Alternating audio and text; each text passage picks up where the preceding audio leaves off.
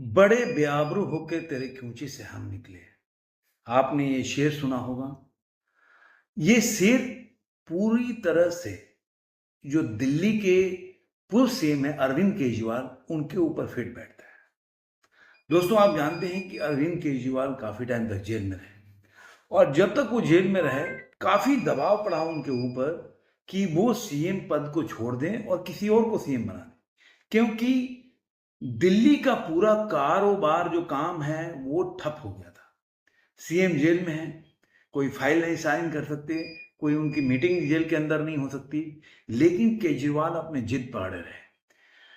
उनको थोड़ी राहत मिली जब 2024 का लोकसभा का चुनाव हो रहा था, तो उनको राहत मिली चुनाव प्रचार करने के लिए। लेकिन उस समय भी उन पे कई शर्तें लागू थी कोर्ट के द्वारा और ये होता रहा, दबाव पड़ता रहा विपक्ष में जो बीजेपी है, कांग्रेस से, इवन कांग्रेस भी इनडायरेक्टली वो लोग इसके ऊपर आवाज उठाते रहे कि उनके लीडर की नहीं, मतलब सीएम को कैसे वो चला सकते हैं, दिल्ली जेल से सरकार, उनको इस्तीफा जाना चाहिए। लेकिन केजरीवाल के कानों पे जू नहीं रहे और ये क्या लगाया जाने लगा तभी कि उनकी जो वाइफ है स्वाति मालीवाल को शायद वो उनको सीएम पद दे दें, क्योंकि वो अचानक से दिल्ली की पॉलिटिक्स में बहुत एक्टिव हो गई थी।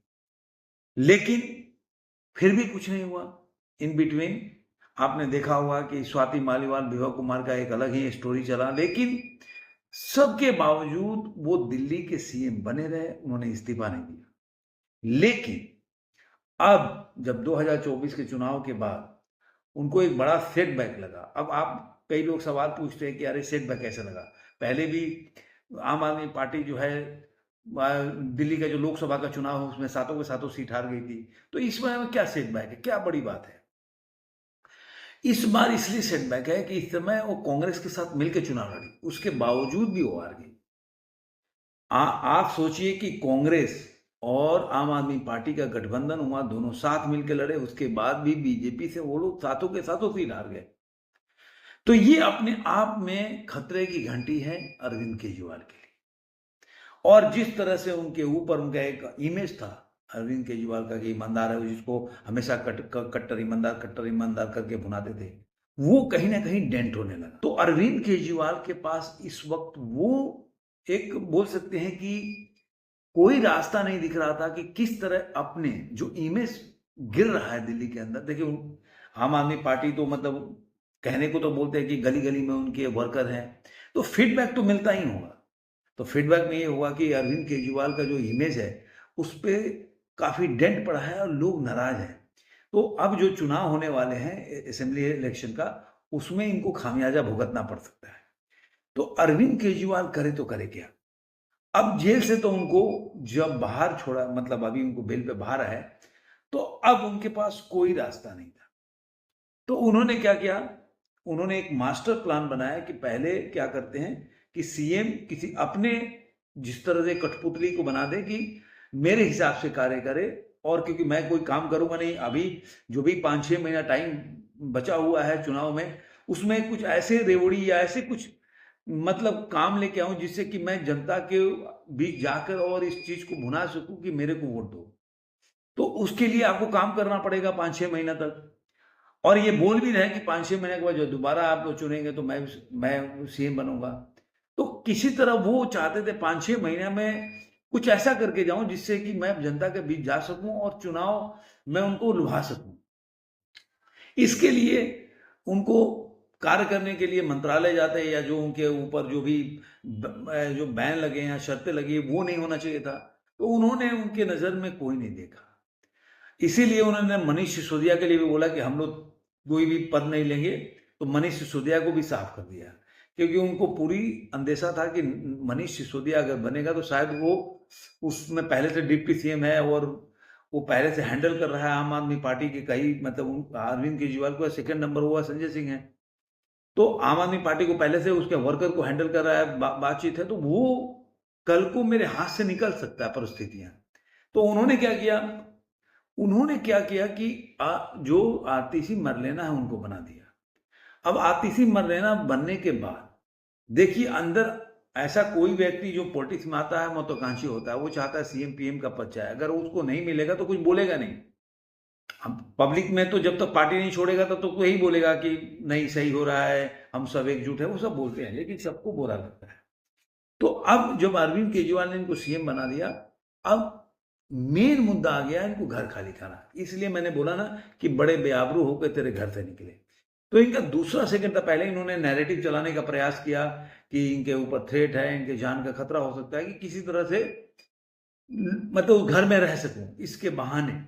क्योंकि पहले लेकिन उसके पहले क्या हुआ कि शहजाद पूनावाला एक दिन पहले वो एक डिबेट में बोल चुके थे कि देखिएगा अरविंद केजरीवाल घर से निकलने के पहले इस तरह का हथकंडा अपनाएंगे, और ये वायरल हो गया सोशल मीडिया पर बातें।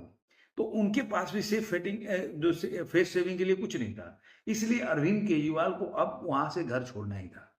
अब जब वो जा रहे थे, आप पूरा दृश्य देखिए, वो वीडियो जाके सोशल मीडिया पे देखिए, ऐसा लग रहा है कि कहीं सरहद पे लड़ने जा रहे हैं, कहीं वीरगति को प्राप्त हो जाएंगे, इस तरह से उनका पूरा वीडियो बनाया गया, पूरा एक्टिंग किया उन्होंने, हर लोगों से गले गले मिल के गए, उनकी वाइफ ने चाबी रख के सब, मतलब वो एक पूरा आप देखेंगे ना तो काफी लंबा चौड़ा, उनके अपने पिताजी को लाते हैं, गाड़ी में बैठाते हैं, गेट खोल के बैठाते हैं, फिर उसके बाद लोग जो लाइन में खड़े हैं उनसे गले मिलते हैं, फिर उनके वाइफ का आता है सुनीता केजरीवाल का, वो ताला लगाती है, फिर लोगों से गले मतलब हाथ मिलाती है, औरतों से गले मिलती है, मतलब इस तरह का आपको फुटेज पूरा लंबा चौड़ा दिख जाए। अब मजबूरी ये था कि उनको ये भी दिखाना था कि देखो भाई, हमने सीएम का पद छोड़ा और मैंने उसके बाद घर भी छोड़ दिया। जिस घर पे उन्होंने बोला कि उन्होंने सोचा होगा कि शीश महल में रहते हैं, इस तरह का आरोप लग रहा है, तो ये ईमानदार का छवि बना लो, और इसलिए वो फिरोज शाह जो बोलते हैं ना लुटियन दिल्ली में, फिरोज शाह रोड है उसमें 5 नंबर बंगलों में शिफ्ट हुए। अब कहने का क्या मतलब है, इस तरह से देखा जाए तो आपने गाड़ियां देख लीजिए, पहले वो वैगनार में घूमते थे, तब दूसरों पे छिटाकसी करते थे कि अरे बड़ी बड़ी गाड़ी हो तो क्या करना है, लेकिन वो सारा चीज किए। और इसमें भी आप देखिए इनोवा जो नया वाला मॉडल है उसमें वो बैठ के उनके फैमिली को छोड़ने जाते हैं, और कई गाड़ियां निकलती है। अब तो सीएम भी नहीं है कि बोल सकते हैं कि सीएम को वो मिलता है। तो इस तरीके से देखा जाए तो अरविंद केजरीवाल को मजबूरी में वो बंगला छोड़ना पड़ा, और उससे वो चाहते हैं कि इस चीज से बनाओ कि जैसे मैं सीएम पद से हटा, वो पहले तैयार नहीं थे। आप संजय सिंह का बाइट उठाकर देख लीजिए, वो तरह तरह से वो इसके लिए बोलते रहे हर जगह कि उनके जान का खतरा है, लेकिन ये सब नैरेटिव चला नहीं। कि इस बार पहली बार मुझे लग रहा है कि दिल्ली में बीजेपी या जो भी उनका जो बोल सकते हैं एक्टिव है, और उन्होंने इस चीज को बहुत अच्छे तरीके से सोशल मीडिया पे इसको दिखाया या बोला या ट्रेंड कराया, जिससे अरविंद केजरीवाल को मजबूर होना पड़ा। लेकिन वो चाहते हैं कि जाते जाते भी कुछ तो बना सकूं, लेकिन होते हैं ना सत्ता का सुख अगर नहीं मिलेगा तो वो पागल हो जाएंगे, क्योंकि वो तो सत्ता का सुख भोग चुके हैं। अब उन्होंने दूसरा जो गेम खेला, अब दिल्ली में तो हुआ, लेकिन जब वो रहेंगे नहीं तो मान लीजिए कि आतिशी मर लेना तो उनकी बात सुन लेगी, लेकिन पंजाब में, तो पंजाब में अब जो सीएम का सलाहकार है वो विभव कुमार को बनाया, जिस विभव कुमार पे इतने गंभीर आरोप हैं। आखिर विभव कुमार के पास ऐसा अरविंद केजरीवाल का क्या है कि विभव कुमार के बगैर अरविंद केजरीवाल कुछ भी नहीं रह सकते। खबरें तो ऐसी आ रही है कि एक टाइम के आज के टाइम में विभव कुमार से अगर संजय सिंह को भी अरविंद केजरीवाल से मिलना हो तो विभव कुमार के थ्रू ही जाना पड़ेगा। तो आज सोचिए कि उनके नजर रखने के लिए कि पंजाब के जो सीएम है उनके पूरा उनके बारे में जानना, उनके काम को कैसे करवाना, ये सब विभव कुमार ही देखेंगे। तो विभव कुमार को सलाहकार बना के और उन्होंने गेम खेला कि पूरा जो जो मान है उनकी पूरी की पूरी उनके हाथ में कंट्रोल रहे, जिसकी वजह से वो ना सीएम रहते हुए भी दोनों जगह दिल्ली और पंजाब चला सके। अब ये डिपेंड करता है भगवंत मान पे कि भगवंत मान इस चीज को कैसे। इसी बीच जो बीजेपी है वो अपना पांव जमाने के लिए, आपको पता ही है कि अमित शाह ने एसजीपीसी अध्यक्ष हरजिंदर सिंह धामी से मुलाकात की, और इस मुलाकात को मतलब इस सोमवार को ही मुलाकात हुआ पंजाब के अमृतसर में, और स्वर्ण मंदिर में साथ में फोटोग्राफ्स भी है उनके, जेपी नड्डा भी बाद में मिलने गए थे। तो इनका कुछ ना कुछ अंदर से खिचड़ी पकड़ा है। अगर सोच लीजिए कि कोई बात अंदर से नहीं है तो मिलने का क्या मतलब होता है। इस तरह से मुझे लग रहा है कि बीजेपी अपनी तैयारी कर रही है, चाहे दिल्ली हो चाहे पंजाब में तैयारी कर रही है, और अरविंद केजरीवाल अपना चाल चल रहे हैं दोनों जगह का अपने कंट्रोल में लेने के लिए, दोनों जगह के शासन को। तो देखते हैं आगे आगे क्या डेवलपमेंट होता है। लेकिन मैं ये मानता हूं कि अरविंद केजरीवाल की ये आखिरी छटपटाहट है जो कि उनके कार्यों में या उनके एक्शन में दिख रहा है। ये कितना सफल होगा ये देखने वाली बात होगी। आपको ये वीडियो कैसा लगा जरूर कमेंट बॉक्स में बताइएगा। फिर मिलेंगे ऐसे किसी वीडियो में, आज के में इतना ही।